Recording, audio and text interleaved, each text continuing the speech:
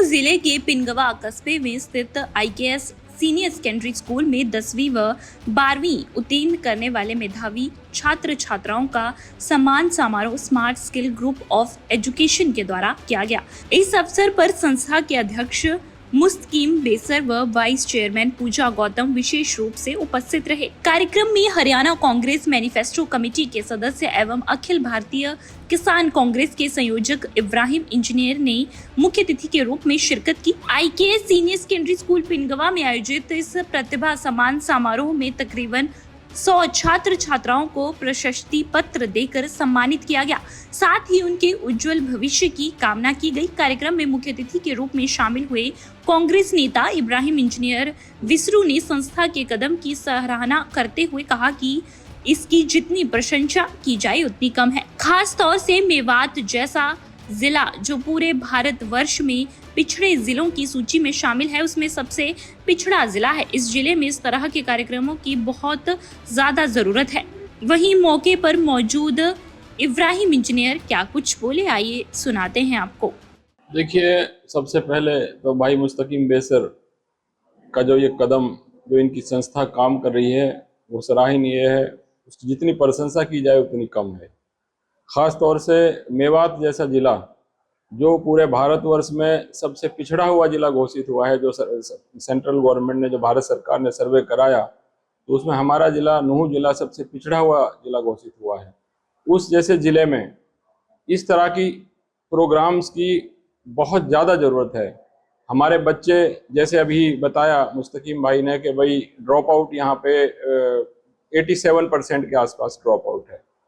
तो जितने ज़्यादा से ज़्यादा हम अपने बच्चों को मोटिवेट कर सकें, और जैसे 2-3 वजह इन्होंने गिनाई कि इकोनॉमिकल बैकग्राउंड की वजह से ड्रॉप आउट होता है, या उसको सही गाइडेंस नहीं मिल पाता, उसकी वजह से ड्रॉप आउट होता है। तीसरी चीज़ ये भी है कि भाई उनको सही शिक्षा संस्थान हमारे क्षेत्र में नहीं है।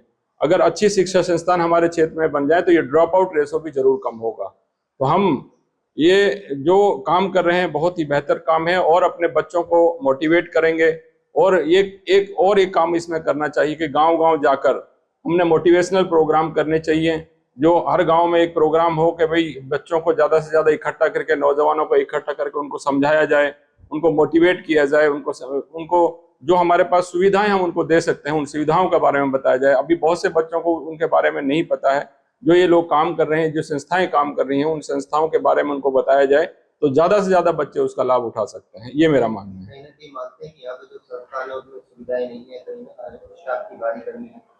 देखिए, हमारे यहाँ तो हर चीज़ की कमी है। चाहे सरकारी स्कूलों की बात करें तो बिल्कुल स्टाफ है नहीं, वहाँ पे पढ़ाई नाम मात्र के लिए हो रही है। वो तो एक खाना पूर्ति हो रही है, वहाँ पे कोई मतलब एक सिस्टम नहीं है। कुछ स्कूल हैं, 1-2 स्कूल जिनके बारे में हम कह सकते हैं। कुछ एक मेवात मॉडल स्कूल हुआ करते थे हमारे यहाँ पे, जिनका एजुकेशन स्टैंडर्ड काफ़ी ठीक था। हमारे बच्चे उसमें कंपटीशन करके, टेस्ट पास करके एडमिशन लेते थे, और अच्छी परसेंटेज उनकी आती थी, और वहाँ से वो सही जगह उनकी प्लेसमेंट होती थी, सही कॉलेज में भी पहुँच जाते थे।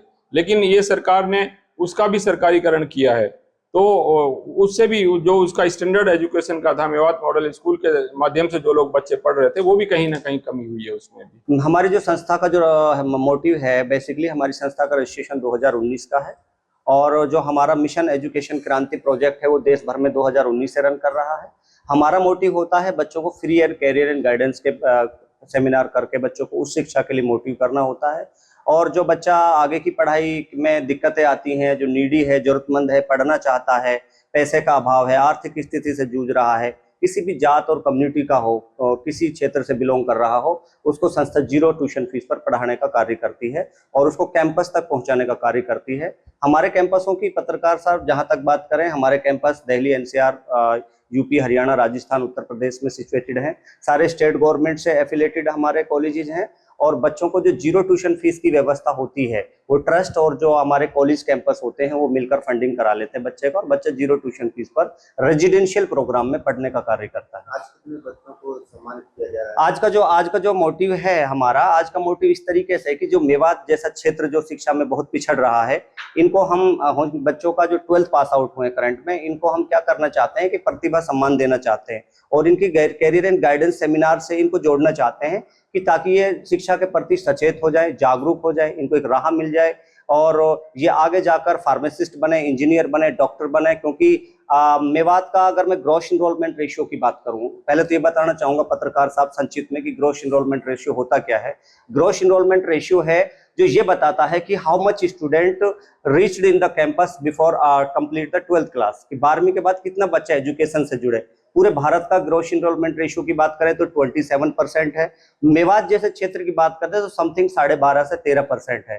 तो इट मीन्स ये होगी जो 87% बच्चा शिक्षा से वंचित रह रहा है 12वीं करने के पश्चात, इसको शिक्षा से कैसे जोड़ा जाए, यही संस्था कार्य कर रही है। ड्रॉप आउट की क्या वजह मानते हैं? आपने फील्ड में भी काम किया है। हमने अगर धरातल पर हमारी team basically door to door जाकर कार्य करती है। हमारे जो एसोसिएट और कोऑर्डिनेटर्स हैं काम करते हैं। जब हमारी संस्था ने इसके आंकड़े निकाले तो सबसे ज्यादा अभाव था कैरियर एंड गाइडेंस का, और दूसरा थी इकोनॉमिक प्रॉब्लम्स हैं, और सबसे पहले संसाधन भी नहीं है। हमारे जो गांव हैं, खासतौर से 70% जो हिंदुस्तान गांव में बिलोंग करता है, गांव जिससे जुड़ा हुआ है हिंदुस्तान, उस क्षेत्र में संसाधनों का अभाव है, इकोनॉमिक प्रॉब्लम बच्चे फेस कर रहे हैं, और सबसे ज्यादा ये कि उस रूरल क्षेत्र में बच्चों को कैरियर एंड गाइडेंस का बहुत अभाव होता है। आपकी संस्था ने कितने बच्चे गोद रहे?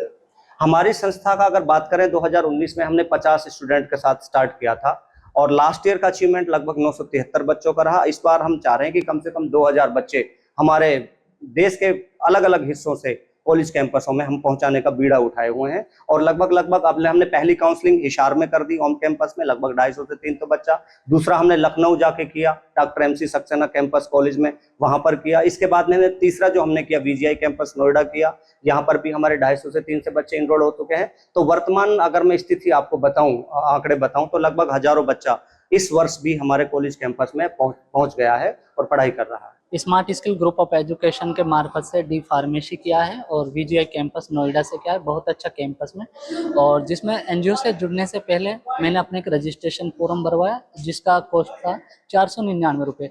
जब NGO वालों ने जो बताया वो ठीक है, और जैसे हम गए काउंसलिंग में तो उससे पहले जो हमको NGO वालों ने जो बताया उसमें खाना पीना प्लस रुकना, वो सब सुविधा हमको मिली है। और कैसा अच्छा लग रहा है? बहुत अच्छा लग रहा है सर। अगर NGO के माध्यम से बच्चा जाएगा और एक बच्चा डायरेक्टली उस कॉलेज में कोई बच्चा जाता तो उसमें बहुत डिफरेंट होता है फीस स्ट्रक्चर को लेकर। क्या और विद्यार्थियों से अपील करना चाहिए? मैं मेवात और अदर जो स्टेट के जो बच्चे हैं उनसे यही अपील करना चाहता हूं, जो बच्चा पैसा के अभाव से एजुकेशन से नहीं जुड़ रहा, भटक रहा, तो आप ज़्यादा से ज़्यादा NGO का सहारा लें और अपने हायर एजुकेशन में इनरोल हो। दैनिक सवेरा के लिए नूर से सदाम हुसैन की रिपोर्ट।